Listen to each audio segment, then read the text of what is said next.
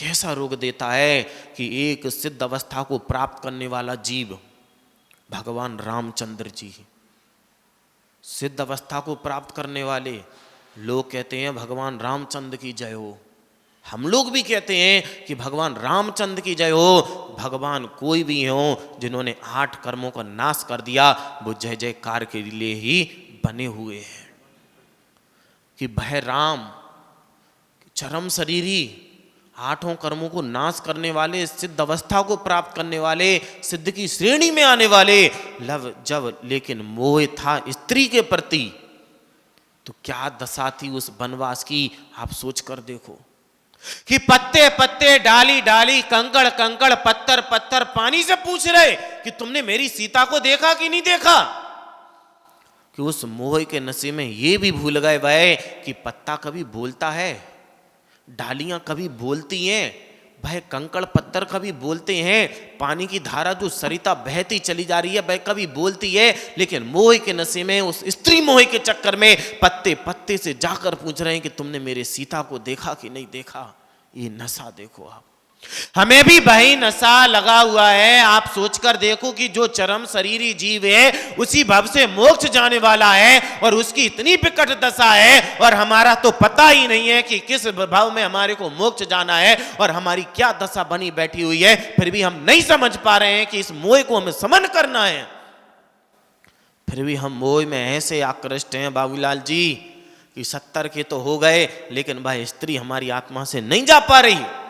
कि जिस अवस्था में हमें उस मोक्ष मार्ग पर आगे बढ़ना था, उस सम्यक दर्शन ज्ञान चारित्राणी मोक्ष मार्ग, उस सूत्र का आचरण करना था, हम अपनी आत्मा में उस मोह का समन करने का ज्ञान भी जागृत नहीं प्राप्त कर पा रहे हैं। भय मोह, कि भय जब तक मोह रहता है हम अपनी आत्मा को नहीं समझ पाते। हम ये नहीं समझ पाते हैं कि आखिर अब इस शरीर का हमें करना क्या है।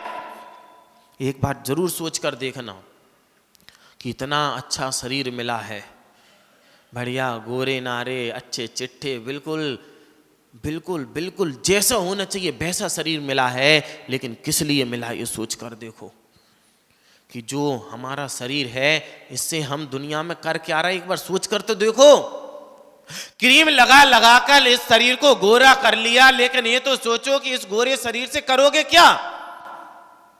अगर काला शरीर भी है तो कोई बड़ी बात नहीं। एक मेला लगा हुआ था, एक बच्चा पहुंचा, मेले में लगी थी गुब्बारे की दुकान। गुब्बारे कैसे होते, भिन्न भिन्न कलर के, कोई लाल, कोई पीला, कोई नीला, कोई हरा, कोई सफेद, कोई कैसा कोई कैसा कोई कैसा। एक छोटा सा बच्चा उस दुकानदार के पास पहुंचा, गुब्बारे वाले के पास। बोला अंकल अंकल एक बात बताओगे क्या। उसने पूछा बेटा पूछो। उसने कहा अंकल ये बताओ, ये जो काला कलर का गुब्बारा दिख रहा है क्या ये भी ऊपर आसमान में उड़ सकता। अब आप सोचना उस दुकानदार ने क्या जवाब दिया। वह बोला बेटा इस रंग से कुछ नहीं होता, इसके अंदर जो गैस भरी हुई है वह उड़ाता है। कलर कोई भी बना रहे, किसी भी प्रकार से उसका कोई भी फर्क नहीं पड़ता। हमारा शरीर कैसा भी हो, लेकिन हमारे अंदर जो आत्मा है उसमें ऐसी शक्ति बनी हुई है कि वह जीव चाहे 3 धनुष का हो, चाहे 300 धनुष का हो, चाहे 500 धनुष का हो, चाहे 525 धनुष का हो, यदि हमारी आत्मा में वह मोह कर्म रहेगा तो वह कभी भी आत्मा इतना ऊंचा नहीं उठ सकती है। और वह शरीर हमारा कैसा भी बना रहे, गोरा बना रहे, काला बना रहे, हरा लाल पीला नीला सफेद जैसा बना रहे, लेकिन यदि हमारी आत्मा में उस निर्मोह दशा है तो हमारी आत्मा इतना उड़ता चली जाती है, इतना उड़ता चली जाती है कि 3 लोक के अग्रभाग पर जाकर विराजमान हो जाती है। उस मोह के कारण हम मोह 2 प्रकार के होते हैं। आगम की परिभाषा में देखें तो दर्शन मोहिनी और चारित्र मोहिनी। दर्शन मोहिनी और चारित्र मोहिनी। दर्शन मोहिनी के 3 भेद, मिथ्यात्व, सम्यक्त मिथ्यात्व और सम्यक्त प्रकृति। जब इन 3 प्रकृतियों का हमारी आत्मा में उदय होता है, किसी भी रूप में होगा, तो हमारी आत्मा मिथ्या से ग्रसित रहती है और जैसे ही इन तीन प्रकृतियों का उपशम होता है, क्षय उपशम होता है अथवा क्षय होता है, हमारी आत्मा में सम्यक्त की उत्पत्ति हो जाती है। अब वह बात अलग है कि हम उस रूप आचरण कर पाए अथवा ना कर पाए, लेकिन जो हमारी आंखों पर चश्मा लगा हुआ था उसका क्या हो गया, बिल्कुल दूर हो गया। अब आपको किसी व्यक्ति से मोह नहीं होगा। कब नहीं होगा? जब आपकी आत्मा में सम्यक दर्शन उत्पन्न होगा तब। जितने भी जीव आपको दिखलाई देंगे आप उसको ज्ञान के द्वारा जानोगे, लेकिन आपकी श्रद्धा कैसी होगी? आपका जो आस्था है, आपका जो विश्वास है जीवों के प्रति, वह मोह भरा नहीं होगा, राग भरा नहीं होगा, द्वेष भरा नहीं होगा। जितने भी जीव आप देखोगे आपके अंदर एक उद्गम स्थल होगा और वह होगा प्रेम का। और यह प्रेम ही हमें है कि जो बहुत ऊंचाइयों तक लेकर जाता है। जब तक हमारा किसी जीव के प्रति राग रहेगा, द्वेष रहेगा, तब तक हम अपनी आत्मा का भी उत्थान नहीं कर सकते हैं। हम अपनी जिंदगी में थोड़ा भी ऊपर नहीं उठ सकते। आचार्य भगवान उमा स्वामी महाराज कहते हैं इष्टोपदेश ग्रंथ में, राग द्वेष दुई दीर्घा नेत्राकर्षण कर्मणा अज्ञान सुचरम जीवो संसार अब्दो भ्रम तसो, कि यह जीव यदि संसार में भ्रमण कर रहा है तो किसके कारण कर रहा? उन्होंने जवाब दिया, एक राग द्वेष के कारण जो मोह की संतान है। कि ऐसा नहीं है कि हमारी संतान होती है, मोह की भी संतान है। या तो राग होगा, यदि आप किसी से राग नहीं करोगे तो किससे क्या करोगे? फिर द्वेष करोगे।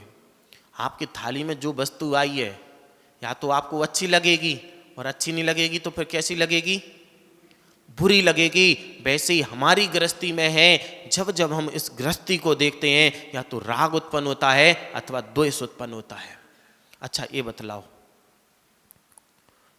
घर में लड़ाई किस कारण से होती है? राग द्वेष के कारण।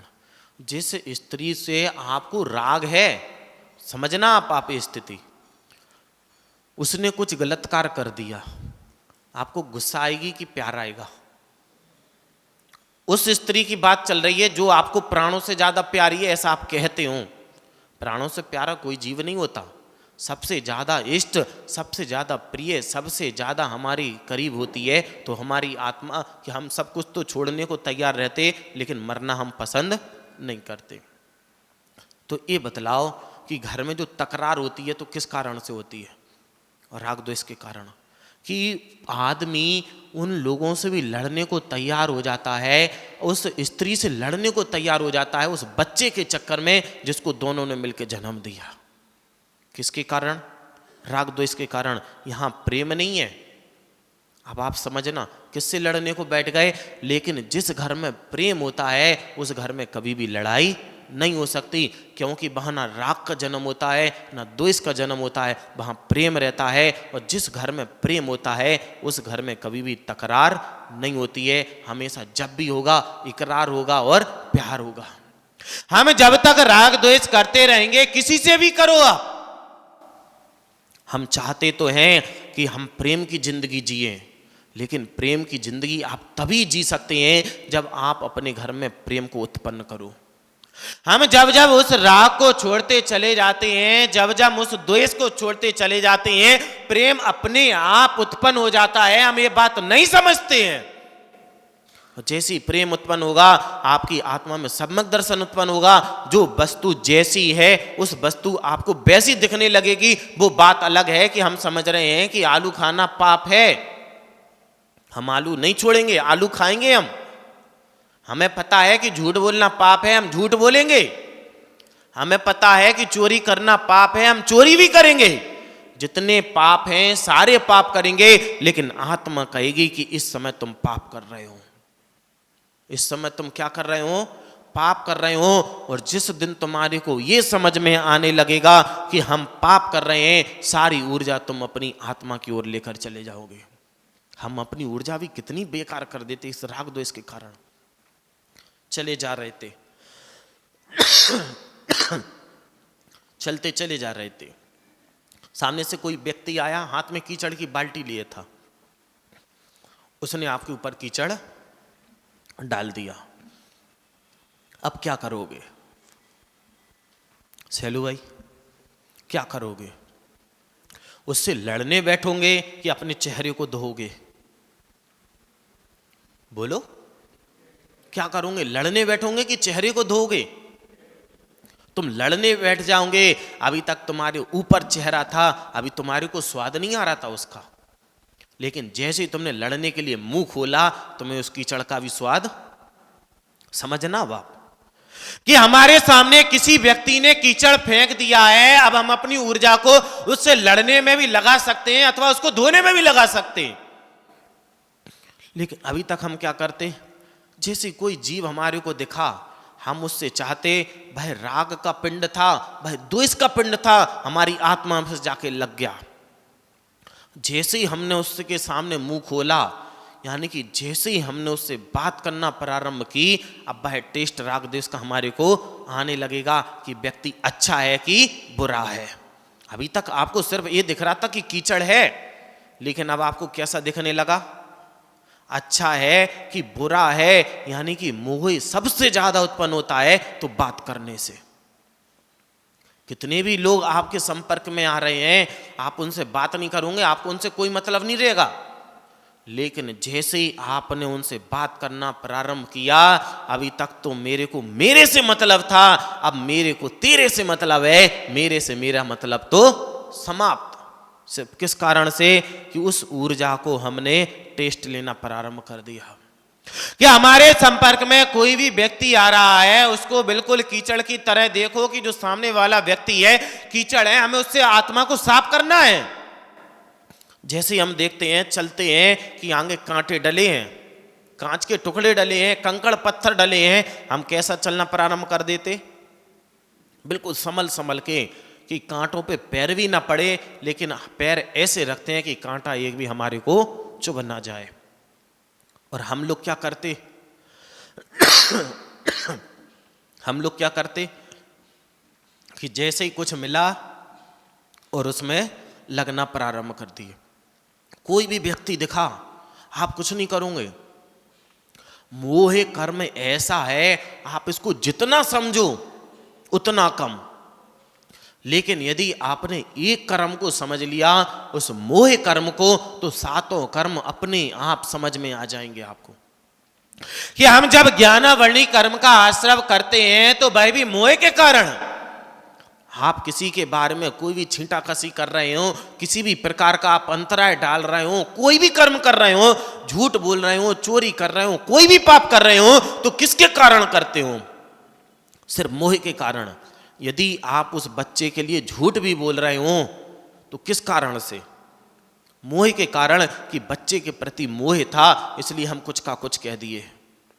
यह मोह कर्म, इसको कर्मों को राजा कहा गया, कि इस मोहिनी कर्म को कर्मों का राजा। कि जैसे ही हम इस मोह कर्म को समझ लेते हैं, सारी चीज हमारी को समझ में आ जाती है। अभी तक आप वस्तुओं को देखकर उनके प्रति राग कर रहे हैं, उन वस्तुओं को देखकर द्वेष कर रहे हैं। जैसे ही आपको समझ में आ गया कि वस्तु राग द्वेष करने की नहीं है, अब आपके सामने चाहे आपका पुत्र बैठा रहे, चाहे पड़ोसी का पुत्र बैठा रहे, आपकी दृष्टि एक प्रेम के द्वारा झलकल आएगी कि जो बच्चा है मेरा बच्चा नहीं है, कोई बात नहीं, लेकिन ये भी तो किसी का बच्चा ही है। जैसे इस बच्चे के माता पिता हम हैं, वैसे इस बच्चे के भी तो कोई ना कोई माता पिता होंगे। लेकिन आज तक हम उस मोह को पकड़ते रहते हैं और मोह के द्वारा उस आत्मा में घूमते रहते हैं, उस संसार में चक्कर लगाते रहते हैं। लेकिन चाहते क्या है? सुख। यदि सुख को चाहते हो तो आपको उस मोह को खत्म करना पड़ेगा, और सबसे ज्यादा अगर कीमती कुछ हुआ करता है तो वह सुख। और अनंत सुख जब भी मिलेगा आपको कर्मों के क्षय करने पर, यानी मोह कर्म को जब आप छोड़ दोगे। अभी तक आप कोई वस्तु देख रहे थे, या तो आपको क्या उत्पन्न हो रहा था? राग या फिर द्वेष। लेकिन जैसे ही आपने उससे राग द्वेष हटा दिया, आप माध्यस्थ भाव में आ गए। जिस बच्चे को देखकर अभी तक आप राग कर रहे थे तो आपको कष्ट हो रहा था, जिस जीव को देखकर आप द्वेष कर रहे थे तब आपको कष्ट हो रहा था, और जैसे ही आपने राग द्वेष को छोड़ दिया तो अब आपको ना उसकी खुशी से मतलब, ना उसके दुखी से मतलब, अब सिर्फ आपको किससे मतलब? अपने बच्चे से मतलब। अभी तक तो आपको ये रहता, जब तक उस बच्चे से मोह है कि बच्चा कहाँ गया, खाया कि नहीं खाया, पिया कि नहीं पिया, कब तक मतलब। लेकिन बच्चा जैसे ही बड़ा हो गया, अब आपका क्या हो गया, मोह कम हो रहा, अब आपको आधी टेंशन आपकी खत्म। तो बच्चा, अब ये समझना, बच्चा खत्म हुआ कि बच्चे के प्रति मोह खत्म हुआ? क्या खत्म हुआ? बच्चा तो आज भी है, कल भी रहेगा, लेकिन बच्चे के प्रति हमारी आत्मा में जो मोह था वह हमारी आत्मा से खत्म हो गया। और जैसे वह मोह खत्म हुआ और हमारी आत्मा में सुख उत्पन्न होना प्रारंभ हो गया। मोहिनी के दो भेद, दर्शन मोहिनी और चारित्र मोहिनी। चारित्र मोहिनी के कितने भेद हैं? 25 भेद। 4 कसाय होती हैं, अनंतानुबंधी, अप्रत्याख्यान, प्रत्याख्यान और संजुलन। इन 4 कसायों में भी 4 भेद होते हैं, जिसको हम सब जानते हैं, क्रोध, मान, माया और लोभ। ये 4 कसाय होती हैं, लेकिन चारों कसाय हर जीव के अलग अलग होती हैं। जो व्यक्ति मिथ्या दृष्टि होगा उसको अनंतानुबंधी कसाय, जो जीव सम्यक दृष्टि होगा उसको अप्रत्याख्यान, जो व्यक्ति देशवृत्ति यानी कि प्रतिमाधारी होगा उसको प्रत्याख्यान कसाय, और जो जीव संयमधारी होगा यानी कि 6वें 7वें गुणस्थान वाला होगा अथवा ऊपर वाला होगा उसको होगी संजुलन कसाय, 10वें गुणस्थान तक। इसके बाद होती है 9 कसाय। हास, जो हम हंसते हैं ना, जब देखे किसी व्यक्ति को कोई लंगड़ा दिख गया, कोई लूला दिख गया और हमारे अंदर क्या उत्पन्न हो गई, हंसी, वह भी एक कसाय है, हास। रति, कि जैसे कोई व्यक्ति दिखा और बस पूरा राग भाव ऐसे छूपटा कि जैसे फेविक्विक हो, हम उसको अपने में चिपका ले, रति। अरति यानी कि द्वेष, कि है ये व्यक्ति तो ऐसा ही है, नहीं, व्यक्ति कैसा भी हो लेकिन तुम्हारा व्यक्तिकरण हमेशा वैसा नहीं होना चाहिए। यदि तुम किसी व्यक्ति को देखकर द्वेष कर रहे हो तो वह भी एक मोह का भेद है, अरति बोलते हैं जिसको, हास, रति, अरति। उसके बाद शोक, भय, जुगुप्सा, स्त्री वेद, पुरुष वेद और नपुंसक वेद, कि जो भी ये कर्म है इसको अच्छे से समझो।